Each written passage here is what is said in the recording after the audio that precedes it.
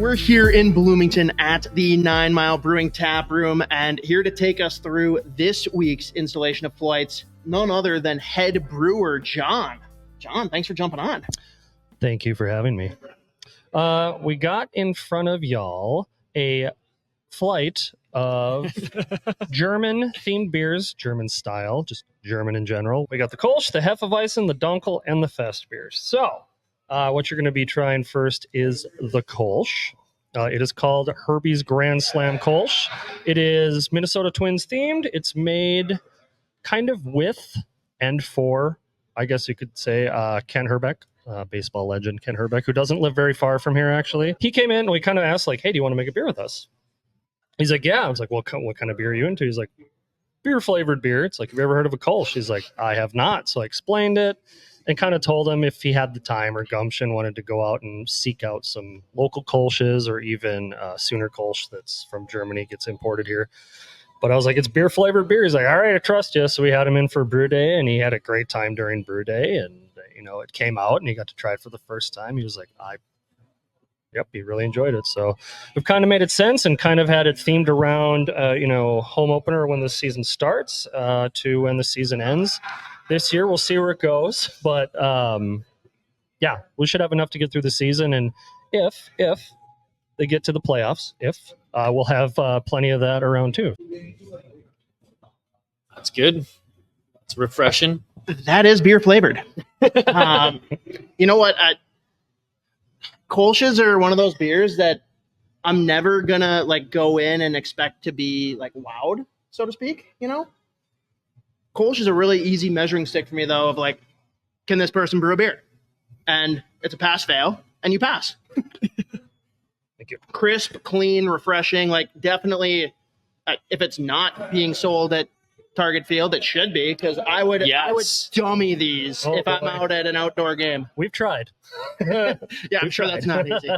No, it's not.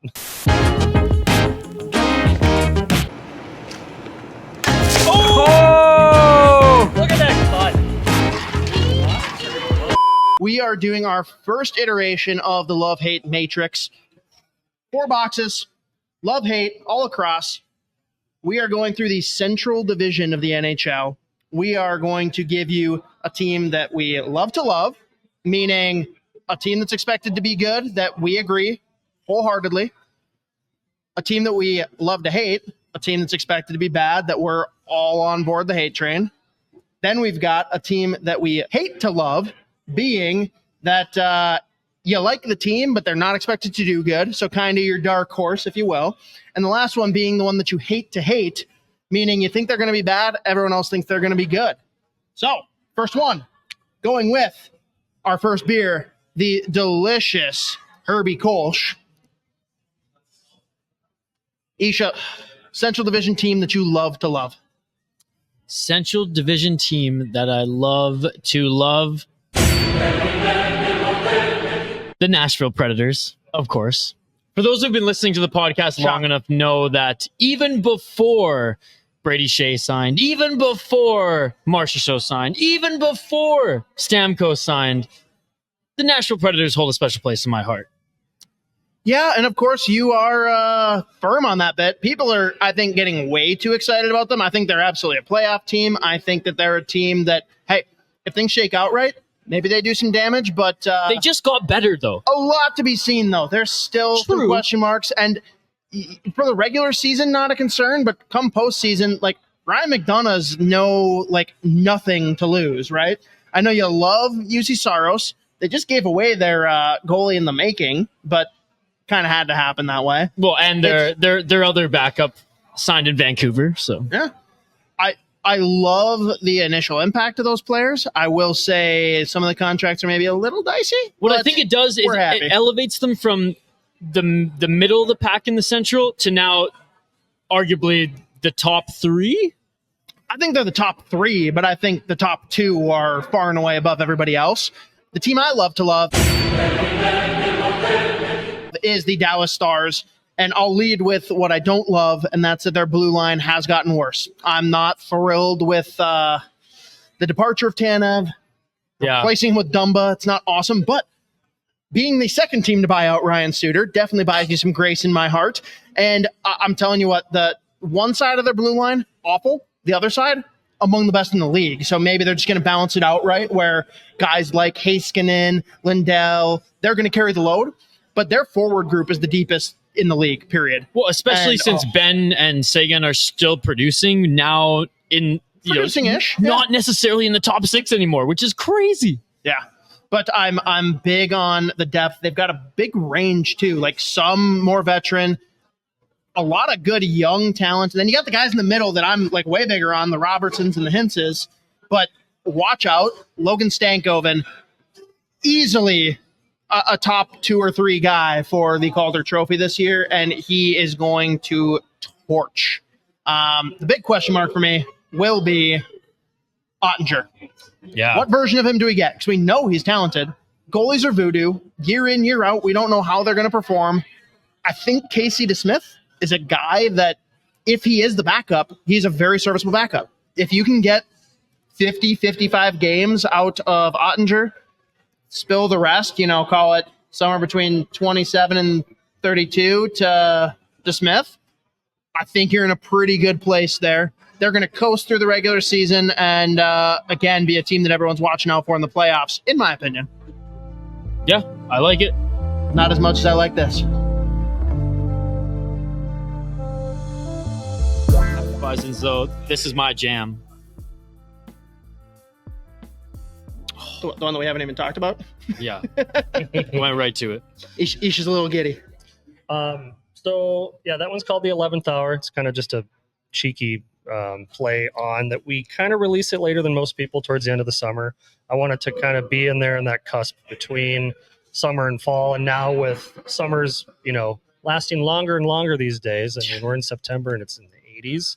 It's still a viable option. It's still hot out. You could still enjoy that out on the patio or here in the tap room. And so I know people like, you're making a hef now. This is like last year. I'm like, yeah, well, I was going to do it early in the summer, but other beers took precedence. Like, what are you going to call this? I'm like, the 11th hour. That's perfect. Because it's, we're skirting the end here, but you try to fall seasonality, follow it as much as you can. And sometimes you're like, yeah, screw it. I'm going to make something later, something earlier. And some things just are timeless. You can do it whenever. This is not one of those, but you could conceivably. Like I said, I jumped the gun and it is awesome. Like it's an explosion of flavor. It's not too sweet, but you get that sweetness you want in a Hefeweizen, refreshing as it should be.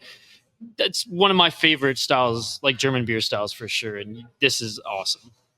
Yeah, for me, it's I've had a lot of Hefeweizens that are like either smack you in the face with bubble gum or with banana, and like this one again, just like a really like chill, like it's got the flavor there. I know it's a Hefeweizen, but like, yeah, I don't think anyone's gonna drink this and be like off put by like a flavor being too pronounced. It's just a nice subtle blend that I don't know. I like it. Yeah, it's great. I mean, I chose that yeast strain on purpose. I guess shameless plug for one of my suppliers, but this is from Escarpment Labs out of Canada, and they have a strain called Oktoberfest, where it's pretty balanced between those banana and clove flavors, and you get a little bit of that baking spice in there too. Sure. One or the other doesn't really take over. There's also kind of a little undercurrent of like citrus, a smidge of like lemon zest. It's underneath everything. It kind of melds together. So, yeah. Again, balanced. I didn't want I wanted banana to be there, but I didn't want it to take over the clove or vice versa. It's like 1, 2, and oh yeah! All right, next up here, going along with our second beer, we've got the Love to Hate. Isha, who's your team? Chicago Blackhawks. Yeah, it's easy. The Chicago Scumbags. That's more accurate. And they will be better.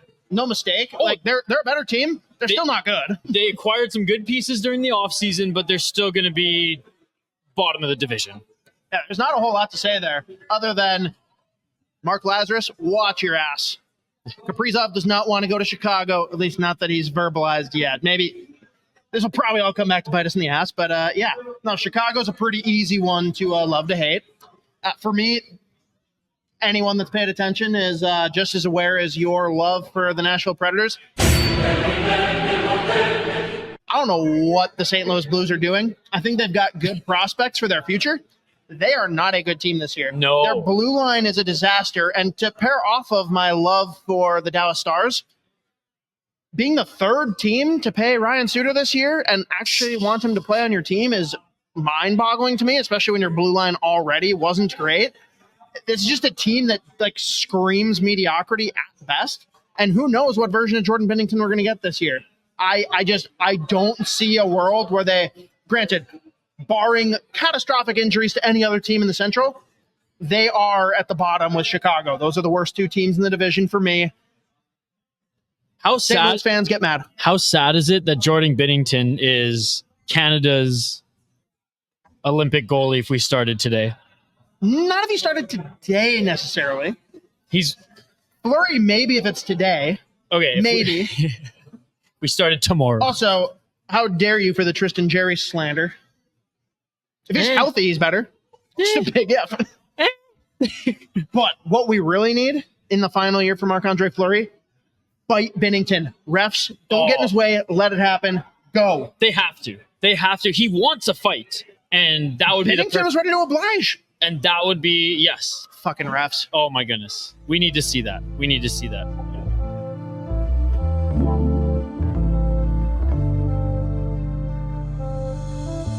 Beer number 3. Talk us through it. All right. Well, we got our Munich Dunkel here. This is the actually first time I've made a Dunkel, so I did a fair amount of research on it, and it's like, all right, let's give this a go. I'm a big fan of German dark lagers myself. This one is, I mean, Dunkels can be toasty, they could be nutty, they could be sweet. I didn't want this one to swing into like caramel, raisin pit fruit territory, because some of them can. I wanted this to be a little drier, a little crisper. Not that the other ones aren't, but I wanted the perception to be a little drier, a little crisper, even like a smidge of a bitter edge, on your palate, and then focusing on the toasty, nutty aspects of it. Yeah, and this one, like you said, it hits all the notes that you said, but this is one of those fun beers that a lot of people that just go in and slam their beer, call it a day, wouldn't pick up on, but like you just take a sip or two and kind of let it sit and do its thing, and it kind of takes you on a little journey. Like you go through in different levels, yeah. And then like that little sweetness at the end. I really like that. See, I went a different direction with it, so that's funny because mine started a little bit more like I had a little bit of the sweet and caramel hint, and then it got smoky, roasty, then it got bitter, and like, but it was like a real like smooth, cohesive transition. It takes you on a journey. I'm glad y'all like it. Yeah, Crushable, approachable. Yeah. Oh, the Dunkels and the Marzens, I think, are a great move for the fall. Yeah.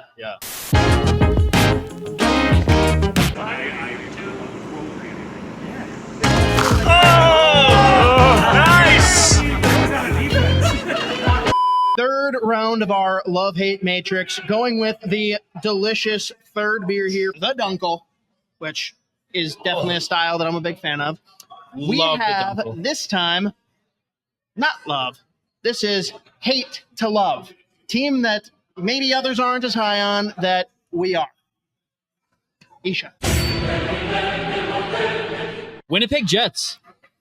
Now, I know they lost some of their defense. I know they're not as deep up front, but I do think this year, and based on what I've seen in training camp thus far, there's going to be some guys that they call up from Manitoba, which Manitoba was a motherfucker of a team to play against in the AHL because they have NHL-ready guys there. They have straight-up NHL players who've played a handful of games. And we're talking like 20-plus games with the team during call-ups or when they were getting looks in seasons past, 2-3 years ago as well, playing on that team right now. And on the defense, like, there's a few guys, whether you want to bring up guys for that mean size, that hard knock style that the Winnipeg Jets have historically brought since they've come back into the National Hockey League, or more skilled guys in like Hinola, for example, or Capi Bianco, I think his name is Kyle, something or other.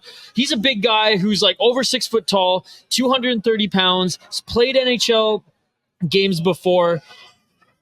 And whether they want to go more of the skilled route on the defensive side or more of the meaner defensive side who can actually still play at the NHL level, I do think they can replace guys who they've lost this year with ease with Manitoba. So I don't think they're going to lose a step at all. And if anything, they're replacing them with younger guys who have higher upside right now that I think they actually can be, I don't want to say the dark horse of the Central Division, but definitely make some noise and still be really tough to play against. I'm not going to go into it too much because I'm going to talk about them in a future video here, or a future segment, however you want to phrase that. But the one thing I'll say on their behalf, they have Nikolai Ehlers, who's an absolute stud, one of my favorite non-Wild Penguin players. And their forward depth is probably second behind the Dallas Stars. Like, their forward depth is no joke. There's other areas that are maybe concerning, but for me, a team that I hate to love, if anyone's paid attention to any of the shows I've been on, it is the formerly known as Arizona Coyotes, which I'm devastated to lose the Kachina. Now they have a soccer name. Utah Hockey Club. Let's go. HC, baby. I like the colors. It'll be nice when they have a team name officially, as long as they don't pick a dumb one, which they'll probably do. I love how they're just fighting everybody left, right, and center in the preseason. Tell you what, this is a team that is going to be good. I might even go as high as putting them number 4 in the division for me, because this is a team leading up. Like, let's just look at the first third of the season. This is a team that played really well. Yeah. We want to talk about teams and what's happened in their off seasons. No one has gotten a bigger boost than getting the fuck away from that dipshit owner, and now having an owner that cares about them deeply. They are going to be treated like professional hockey players for the first time. Sell out crowds in a real capacity NHL arena. Fans are going to come in droves. They are going to be supported. They're not going to be staying at the Motel 6. They're actually going to have accommodations. They're not going to be taking buses. They're going to be flying PJ. More than 10,000 fans in the arena. On top of the fact that teams don't generally add 2 legit top 4 defensemen in the offseason for reasonable asking prices in Sergachev and, my boy Marino. So Marino's fun too. And Logan Cooley in his second year. Cooley and Gunther, they've got some good young players in there next year that are only going to elevate. And again, all the distractions are gone. It's only positive vibes. This is a team, I know it's not technically an expansion. Think Vegas Golden Knights. Everyone thought they were going to suck. Get the right buzz behind you, good fan base, good city. Maybe they go on a little bit of a run here and have some fun. I'm unhealthily high on the Utah Hockey Club. Not saying they're going to win the Central Division. I think they're a playoff team. Now, but this is the question, because I hear the bars close early in Utah. Is that going to be a hindrance? Do the bars exist? Is that going to be a hindrance, or is that going to help the professional athletes? Because they're hockey players. They're a different breed. Doesn't impact them during the games. It might make their out of hockey stuff a little bit less fun, but that means they're just going to be giving her on the road. I don't know. I guess that's true. When they go to Vegas, oh my God, they're going to let loose. Baby. But yes. All right. Winnipeg and Utah. Here we go.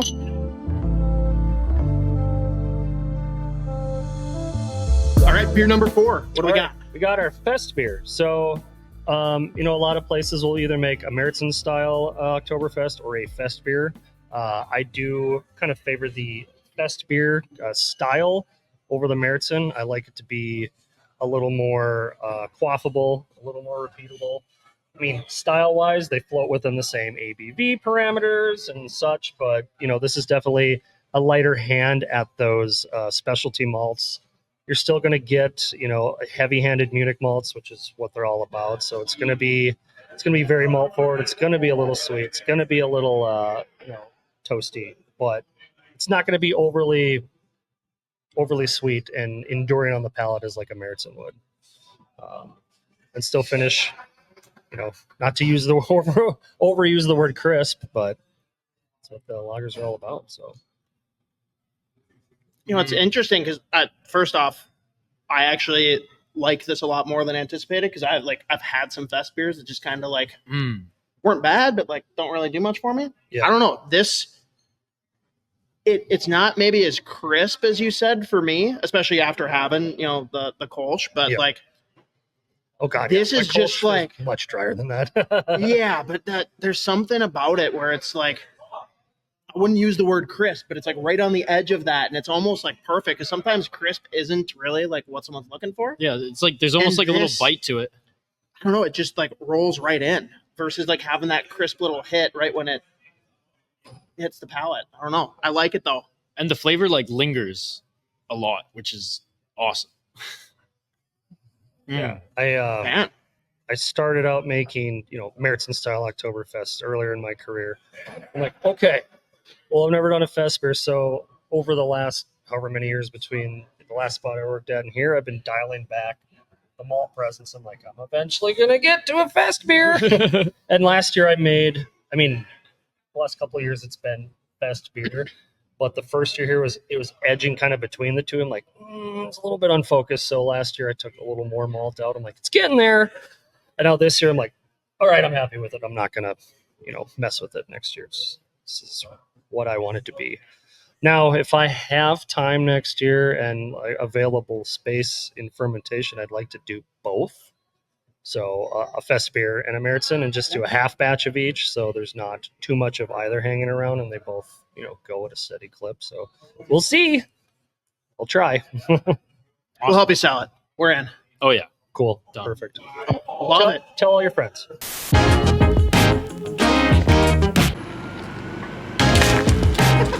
That was minimal effort. It was. Final beer of this delightful 9 Mile Brewing flight, the Fest beer, which you heard it. Head Brewer loves it. We love it. Say no more. We've got our final piece of the love-hate matrix. We've got the team that we hate to hate, a team that people are high on, we're not as high on, and maybe we're a little nervous it's going to backfire. Yeah, for me, it's the Colorado Avalanche. Now, are they still in that like top tier, the Central Division? Yes. But with Nashville now stamping their ticket into that tier, with Dallas, in my opinion, going to be the best team in the Central Division, they could be knocked down a few pegs. And with, like you said in the earlier segment, with Utah potentially going to be making some buzz, with the Wild, if they stay healthy and employ their lines accordingly, we shall say. Check out the last episode of the new podcast with Brett. Wildly informed, which Isha cannot spell. Oh, Too many L's. God. There's no E, too many L's. Anyways, I think, the Colorado Avalanche with Landeskog just being, I'm just going to say it, a Band-Aid at this point in his career, with Nikushkin out due to his obvious suspension and his personal issues. Nathan McKinnon and obviously Cale Makar can put this team on their back. And look, there's other pieces obviously on this team that are really awesome as well. They're still going to be top tier, but they're not the boogeyman of the division anymore. They're not the best team in the division. They're not going to be the team to beat now. They're going to be the team that is trying to stay at the top. Where do you have them ranked in the division? 3 or 4? Yeah, they're a firm 2 for me. And 2 big reasons. 1, best blue line in the division, maybe in the league. 2, best first line in the division, top 5 first line in the league. Those are just 2 lines, by the way, just saying. No, that's 1 line and a whole positional group. Yeah, blue line kind of matters, as we'll talk about for the Wild pretty regularly. Like, it matters. I don't know if I agree on that, but okay. That They you don't don't have- agree that they're a positional group, or you don't agree that they're good? I don't agree that they have the best defensive group in the league, but, they don't have Quinn Hughes, so it is what it is. That's right, yeah. Without Quinn Hughes, they're nothing. No. This team has enough to get it done in the regular season. It's that simple. Like, what are they going to do in the postseason? I do not know. Colorado's a big unknown for me, and I'm with you on that because they're thin. They aren't deep. We've talked about teams like Dallas, even Winnipeg, who I'm low on. They're deep at the forward group. Colorado's not.